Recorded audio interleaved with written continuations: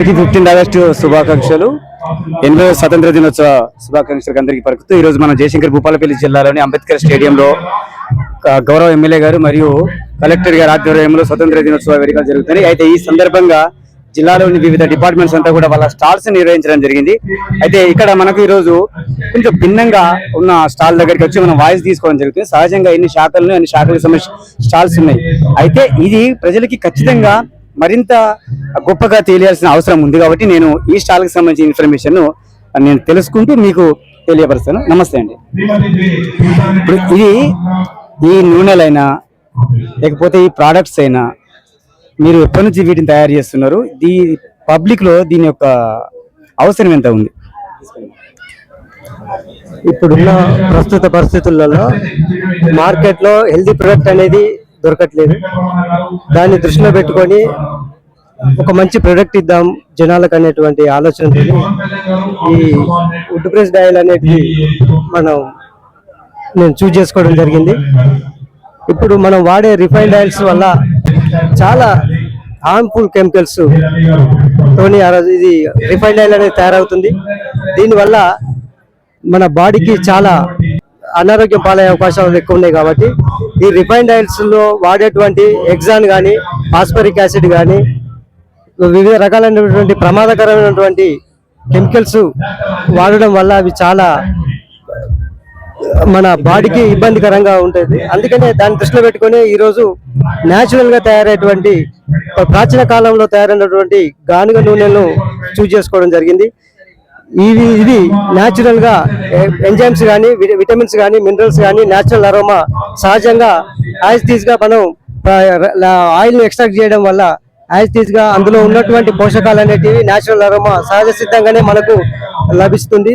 దీనివల్ల మనం ఆరోగ్యకరంగా ఉండడానికి ఎంతో దోహదపడుతుందనే ఉద్దేశంతో ఈ రిఫైన్డ్ ఆయిల్స్ వద్దు, ఈ కోల్డ్ ప్రెస్డ్ ఆయిల్స్ బెటర్ అనే ఆలోచనతో మేము దీన్ని చూజ్ చేసుకోవడం జరిగింది.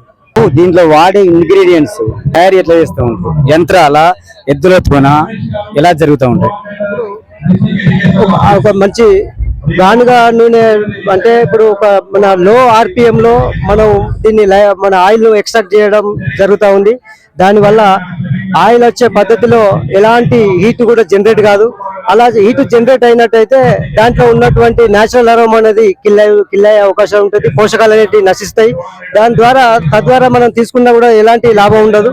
సో మనం ఒక లో ఆర్పిఎం లో దీన్ని ఆయిల్ అనేది తీయడం జరుగుతుంది. దానివల్ల సహజ సిద్ధంగా అందులో ఉన్నటువంటి పోషకాలు యాజ్ టీజ్ గా మన నూనెలో ఉంటాయి. దీన్ని వాడకానికి నువ్వులు, పల్లీలు, లేకపోతే పొద్దుతిరి గింజలు, ఇంకేమైనా మీరు ఎలాంటి వాటితో వీటిని తయారు చేస్తూ ఉన్నారు? వీటిలో ఏమైనా రసాయనాలు కొద్ది మొత్తంలో కలుస్తాయా? అసలు రసాయనాలు అనేటివి ఇందులో ఏమాత్రం కలిసే అవకాశం అసలే లేదు. మా దగ్గర ప్రజెంట్ మన పల్లి, నువ్వులు, సన్ఫ్లవరు, అదేవిధంగా కుసుమ, అదేవిధంగా ఆవాలు, కొబ్బరి, ఈ మొదలగు ఉన్నటువంటి ఆయిల్స్ మా దగ్గర లభించేటువంటి అవకాశం ఉంది. దీన్ని సుమారుగా మీరు ఈ జిల్లాలోని ఎన్ని మండలాలకి సేవలు అందిస్తున్నారు? మీరు ఆరంభించినప్పటి నుంచి ఇప్పటి వరకు దీని యొక్క ఇంప్రూవ్మెంట్ ఎట్లా ఉంది? ఏ ఏరియా నుంచి మీ దగ్గరకు వచ్చి తెలుసుకొని దీన్ని కొంటున్నారు? అసలు మీరు జనరల్గా కూడా వీటి స్టాల్ ఎక్కడ పెడతారు రోజువారీగా? మా షాప్ వచ్చేసి బంజనగర్ లో ఉంటుంది, యూనియన్ బ్యాంక్ ఆపోజిట్ లో.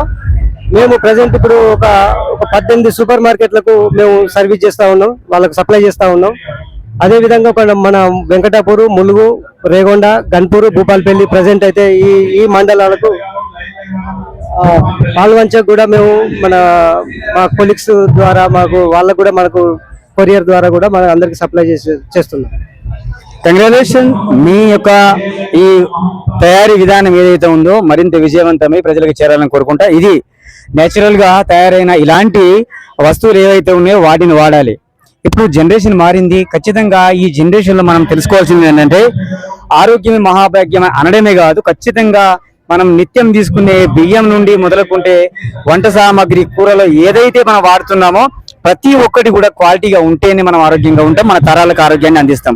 మరి ఇలాంటి క్రమంలో అసలు ఏ జంతువుల నుంచి నూనెలు తయారవుతున్నాయో తెలియదు, ఎలాంటి ఇంగ్రీడియంట్స్, ఎలాంటి కెమికల్స్ కూడా యాడ్ అవుతున్నాయో తెలియదు. ఇదంతా కూడా మోసపూరిత ప్రపంచంలో మళ్ళీ మన పాత వైభవాన్ని, పాత వంట, పాత పంట పద్ధతిని మనం అవలంబించాలంటే ఇలాంటి స్టాల్స్ ని మీరు సందర్శించండి. ఇవి ఎక్కడైతే ఉత్పత్తి జరుగుతుందో వాటిని ఒకసారి నేరుగా చూడండి. చూసిన తర్వాత వాడిన తర్వాత వాటి వలన మీకు కనుక సత్ప్రయోజనాలు కనుక కలిగినట్లయితే ఖచ్చితంగా మళ్ళీ జనరేషన్ మనం అందించాలంటే వీటిని ఎంకరేజ్ చేయాల్సిన అవసరం ఉంది. మనం గో బ్యాక్ టు వేదాస్ అన్నట్టు పాత పురాతన సాంప్రదాయం అయితేనేమి, వంట పంట విధానాలు అయితేనేవి అదంతా కూడా మళ్ళీ మనం మొదలు కావాల్సిందిగా కోరుకుంటూ, స్వతంత్ర దినోత్సవ సందర్భంగా ఇలాంటి భిన్నమైన కార్యక్రమాలని చేస్తున్న వారికి, ప్రోత్సహిస్తున్న వారికి జిఎస్ 85 ఎప్పుడు సపోర్ట్ గా ఉంటుంది. అందరికీ జై శ్రీరామ్. చూసిన జిఎస్ 85 రిపోర్ట్ ఫ్రమ్ భూపాలపల్లి స్వతంత్ర దినోత్సవ వేడుకలు సింగరేణి గ్రౌండ్. होना है चाहिए राम के नाम का, मुझको रस चाहिए मुझको कीर्ति ना भई भवना है चाहिए राम के नाम का। हरे पिनी जननी शिव कामिनी जय शुभकारिणी विजय रूपिणी जननी शिव कामिनी।